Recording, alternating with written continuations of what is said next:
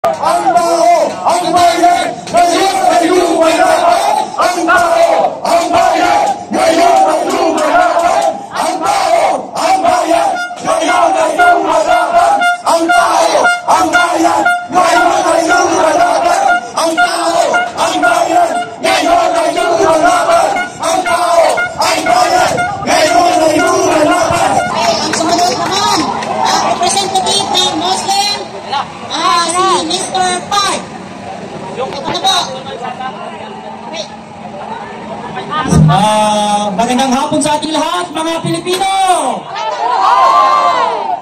Unang-una sa lahat, mga kapatid kong Pilipino, tayo ay nagtipon-tipon dito, hindi kagaya ng mga ibang grupo na sinasaktan, tinatapunan ng basura ang mga kapulisan natin, mga kapatid. Tayo ay naparito upang hindi mag-asik ng lagim sa mga kapulisan dahil naniniwala tayo na sila ay nandyan upang tayo ay protektahan. Hindi tayo kagaya ng ibang grupo na tinatapunan sila ng mga dumit putik. Hindi po natin gagawin yung mga Pilipino sapagkat ang kalaban natin ay hindi ang mga pulis kung hindi ang mga politikong kurakot na kumakain sa kaban ng bayan. Mga kapatid kong Pilipino, Mr. President Martin Romualdez, Mr. Zaldico, hindi naniniwala ang taong bayan sa sinasabi ni Claire Castro na gumagawa ng malawakang investigasyon ang administrasyong ito. Mr. President, paano maniniwala ang taong bayan at ang Pilipino na may patutunguhan at may mapupuntahan ng investigasyon nito kung ang nag-iimbestiga ay sangkot sa pagnanakaw?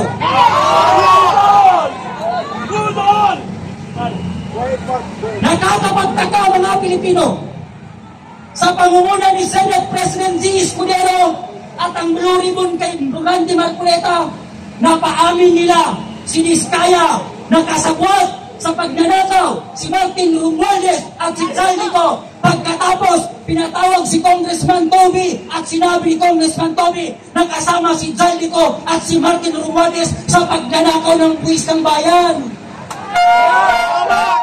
Ngunit, ang nakakapagtaka, matapos sabihin ng pamilya Diskaya at ni Congressman Toby na sangkot si Martin Romualdez at si Zaldico sa pagnanakaw, ay nang gabing yun pinalitan nila ang Senate President.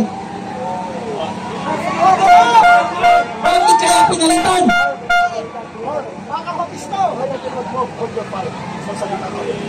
Marami po ang gusto marinig doon. I-move natin ang mikropono papunta doon upang makapagsalita si Brother Park at na mapakinggan po ang kanyang boses. Unti-unti nandun ang mga flag. Park, alika. Mr. Technical, i-move na natin ito. Kapitol, join us. Park, alika Park. Dami na ng tao. Brother, sunod ka. Alika, brother. Mga kababayan, lalapit po tayo. Ang tagalin natin ang maabot. Mga kababayan, siguro po ito. Mag-work na po tayo dito. Sorry, sorry. Pangihapon. Pangihapon. Pangihapon. Mga kababayan, pwede ba natin pakinggan mo dito? Mga kababayan, dito. Wait, sabay-sabay tayo. Okay, wait lang.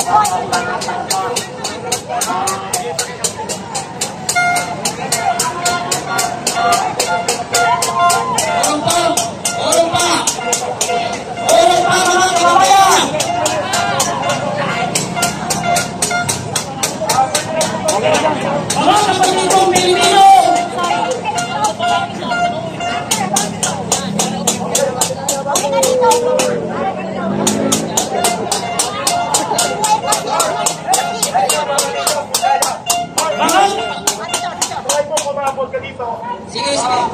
Ayaw na. Okay na, dyan na lang. Mga kapatid. Wala na. Dyan na lang, dyan na. Okay na, final, go. Hindi mo ang kaninang sinasabi ko, mga kapatid. Wala na tayong mic. Wala tayong sound. Okay na.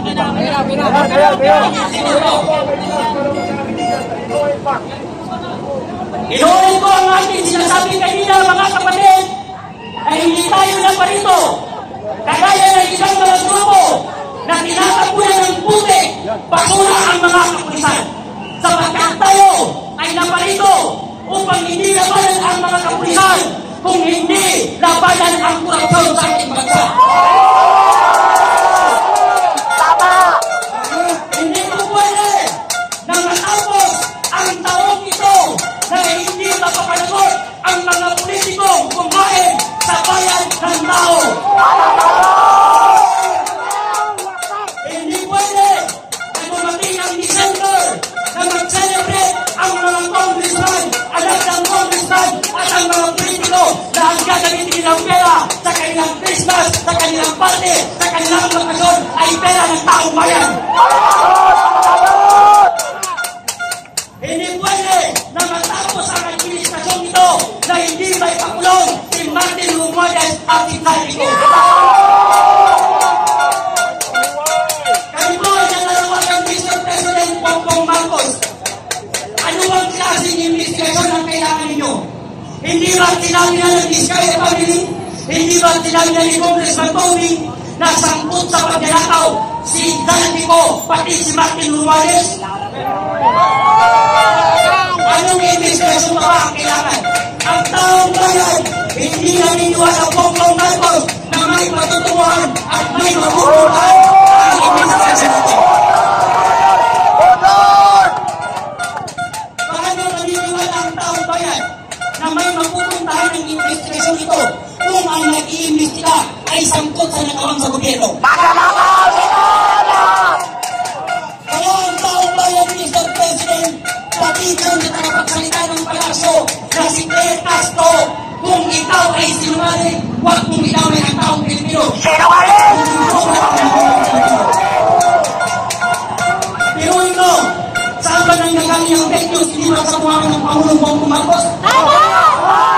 Nung sinabi niya sa kanyang zona na mahigit 5,500 ang flood control project ay natapos. Yan po ay sinabi ni Miguel. Ngunit ang tanong ng taong bayan, Mr. President, saan mo nilagay ang 5,500 na project control dito sa bansa? Hindi kayo naniniwala sa mga politiko at hindi kayo maging sunod-sunuran sa mga congressman na walang ginawa kung hindi kainin ang pera ng taong bayan. Bongbong Marcos, mahiya ka naman. Martin Romualdez, mahiya ka naman. Pati ikaw, Talico, mahiya kayo. Pati sa mga anak ng kontraktor at politikong kumakain sa pera ng taong bayan.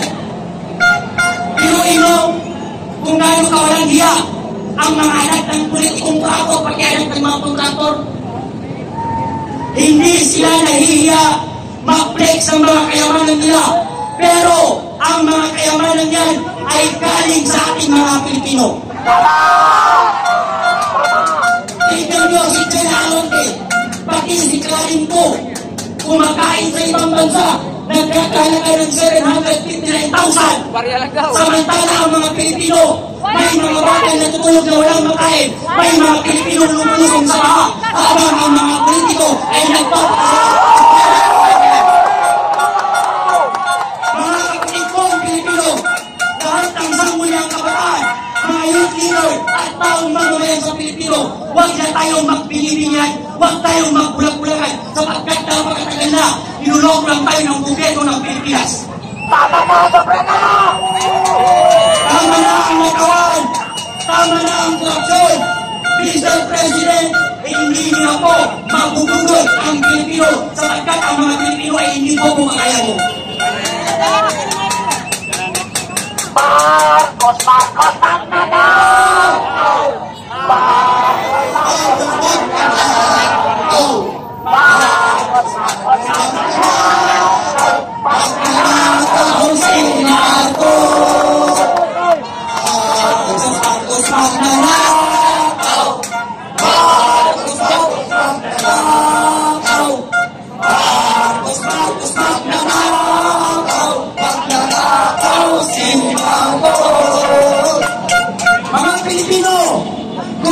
na tayo sa katotohanan. Huwag na tayong magbinibigyan sa matatamis na salita ng politiko at mga congressman na nagpapahirap sa ating bansa. Sila ang dahilan kung bakit ang mga Pilipino hanggang ngayon ay naghihirap dahil sa mga politiko merong sariling interes. Pag sila ang naupo at nanalo, wala silang inisip kung hindi paabay ng termino nila at nakawin ang pera ng taong bayan.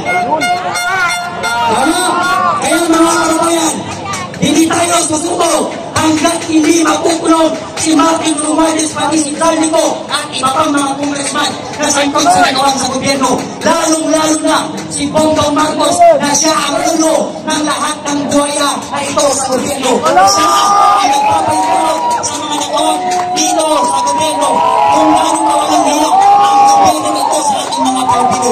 Pinabago nila tayo ay ginagawa nilang basura sa bansa na parang wala lamang sa kanila.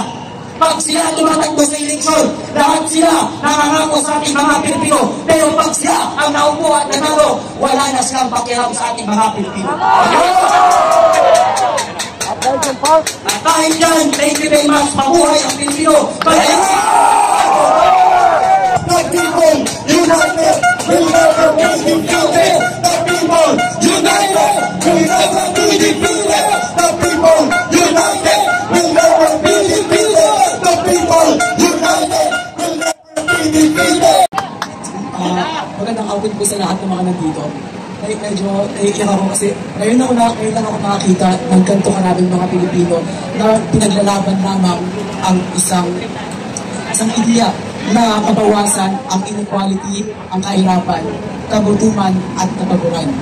Alam niyo, ng bata ako, madalas kong narinig sa mga tao na urap ang gobyerno. Tapos nung pumasok ko ng eskwelahan, doon ko nakita kung paano siya kahurap, kung paano siya kahurap. Pagpasok ko, kinukulang pa kami ng mga electric fan. Maliliit ang mga classrooms namin at ang mga upuan namin ay sira-sira. Magugulat ka na lang, may mga estudyante na lang na narariglag biglaan. At nakita ko na yun sa katunalian ng DepEd at ang paggamit ng taxes. Ngayon naman, ang problema ngayon, bakit ang karamihan ng mga tao dito ngayon ay mga tao may edad na? Nasaan yung mga tao kasing edad ko? Nasaan kayo? Nasa likod kayo ng sarili at kailangan namin kayo dito. Ang paglalaban na ito ay hindi lang para sa kanila, kung hindi para sa ating lahat. Kung nag-aaral kayo ngayon, kung pinag-aaral nyo ngayon ay walang kwenta kung wala kayong trabaho sa future. Paano nga trabaho sa ekonomiya na sobrang bagsak? Kailangan natin ng pagbabago. Kailangan ng Pilipinas ng malaking pagbabago. Naniniwala ba kayo na kailangan ng Pilipinas ng malaking pagbabago? Nakasan nyo ang sigaw nyo kung naniniwala kayo. Kailangan natin ng malaking pagbabago sa Pilipinas. At isa pa, marami tayong problema sa edukasyon, sa agrikultura, sa ating ekonomiya at sa ating politika.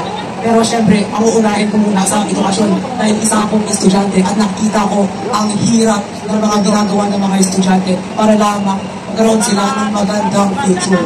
Alam natin ngayon sa mga estudyante, alam natin kaya wala kayo dito ngayon kasi pinupuno nila kayo ng mga homeworks, mga works na alam nyo hindi gagamitin sa future. Kaya kayo wala dito ngayon. Nandito ako ngayon kasi umabsent ng talaga at kailangan kong i-process ang nararamdaman ko. Ang sakit na nararamdaman ko para sa mga kababayan ko, mga Pilipino. Mahal ko lahat ng Pilipino, babae, lalaki, bata, maganda. Lahat kayo mahal ko. At dapat mahal natin isa't isa. At dapat isahin natin, alamin natin kung ano dapat ang kalaban. Hindi tayo magkakalaban tayo mga Pilipino. Isa lang ang kalabanin natin. Ito ay ang sistema. Hindi tayo pwede mag-away-away din. Magkaiba tayo ng pininiwalaan na kulay, pula, green, or dilaw. Hindi ito nagmamatter. Ang nagmamatter ay naniniwala tayo sa katapangan ng Pilipino at ang sa ating kinabukasan. Ito ang nagmamatter. Kung nakikita nyo doon ngayon, may flag ng Pilipinas. Ito ay ang simbolismo na tayo ay ang inheritors ng ating bansa. Kaya mga kasing edad ko, pumunta kayo dito ngayon at pumunta kayo sa September 13 dito at tumulong kayo para sa pagbabago ng ating bansa. Maraming salamat po sa inyong lahat. Marcos, magnanakaw. Marcos, magnanakaw. Magnanakaw si Marcos. Magandang pagbawi ng pahayag mula kay Kapiter Calamon. Mabuhay!